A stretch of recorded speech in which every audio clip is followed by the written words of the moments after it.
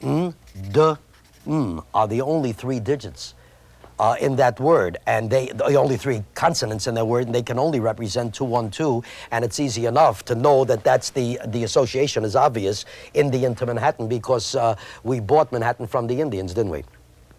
So that's kind of easy, okay?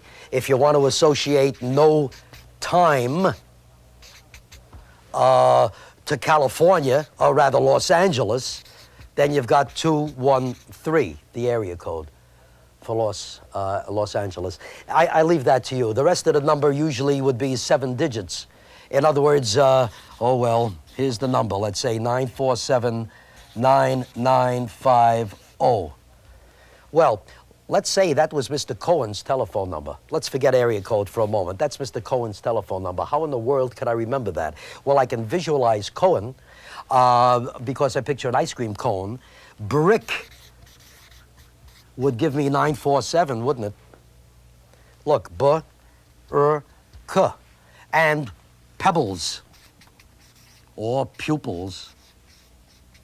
Just visualize an S there. Now I can get it in. Okay, for the plural, right?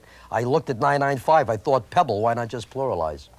For pebbles. Okay, so Mr. Cone, that's ice cream cone, okay? So you can see a gigantic brick sucking an ice cream cone which is full of pebbles, and you got all the information you need. Ice cream cone tells you it's Mr. Cone's telephone number, just knowing the number doesn't do you any good. Brick tells you 947, pebbles tells you 9950.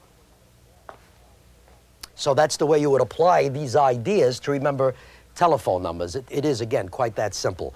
The reason I came up with this years ago there were booths, telephone booths, there still are, on every street corner in a big city, and there were directories, telephone directories there. They stopped that because they keep disappearing. But, you know, they usually were outside the booth.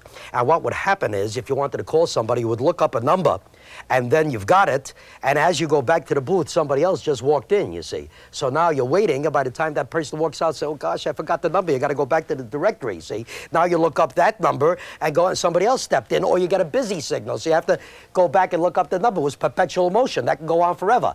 This way, apply this idea. If you looked up somebody's number, it was 947-9950, and you thought brick pebbles, you got it. Take my word for it. All you have to do is try it to see that I'm right.